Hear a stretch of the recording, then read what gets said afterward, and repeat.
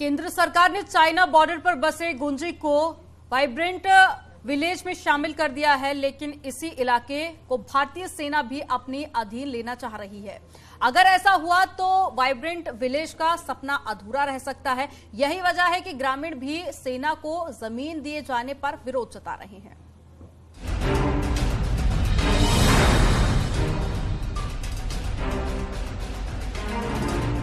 10,000 feet की ऊंचाई और 3 मुल्कों के बॉर्डर पर बसा गुंजी कई मायनों में खास है।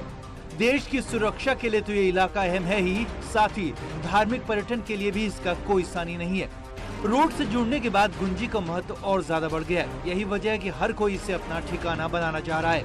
भारतीय सेना के साथ ही ITBP और SSB के यहाँ बेस कैंप है, लेकिन अब भारतीय सेना यहाँ अपना विस्तार करना चाह रही है, जिस कारण सेना को जमीन की दरकार है, मगर ग्रामीण सेना को जमीन देने पर विरोध जता रहे हैं।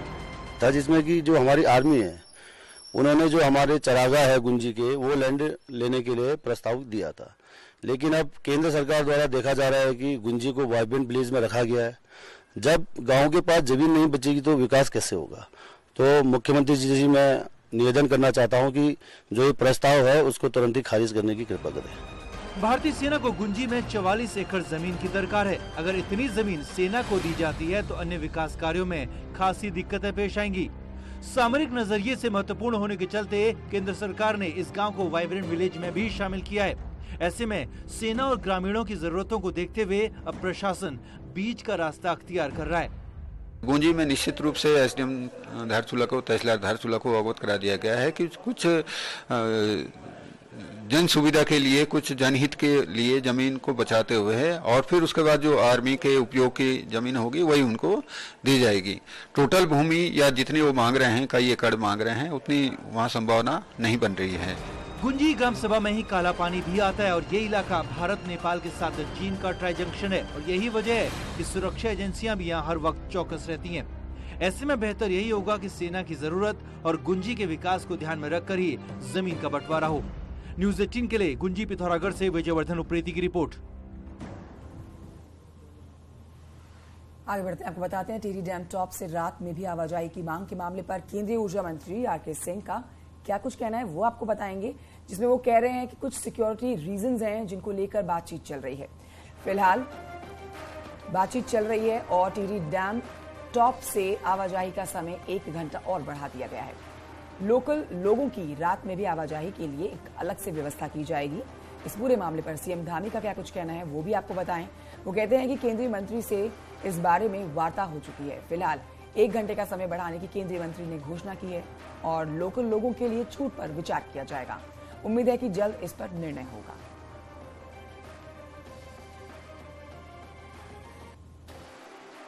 कुछ सिक्योरिटी कंसर्न्स हैं इंटेलिजेंस ब्यूरो की, जिसके कारण कुछ रिस्ट्रिक्शंस हैं। उसको हम लोगों ने बातचीत करके तय कर लिया है कि जो रिस्ट्रिक्शंस 1 घंटा हम लोग और बढ़ाएंगे उसको समय को।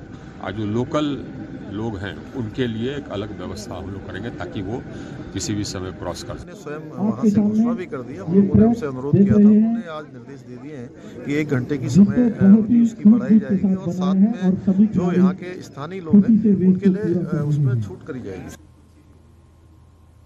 केंद्रीय रक्षा एवं पर्यटन राज्य मंत्री अजय भट्ट 2 दिन के दौरे पर बुधवार को हल्द्वानी पहुंचे और अजय भट्ट ने हल्द्वानी में नैनीताल जिले के अधिकारियों के साथ में बैठक की और कोरोना से निपटने के लिए हो रहे इंतजामों की समीक्षा भी की। बैठक के बाद में उन्होंने दावा किया कि जिले में कोरोना से निपटने की सारी तैयारियां पूरी हो चुकी हैं, हर जगह पर्याप्त व्यवस्था कर दी गई है।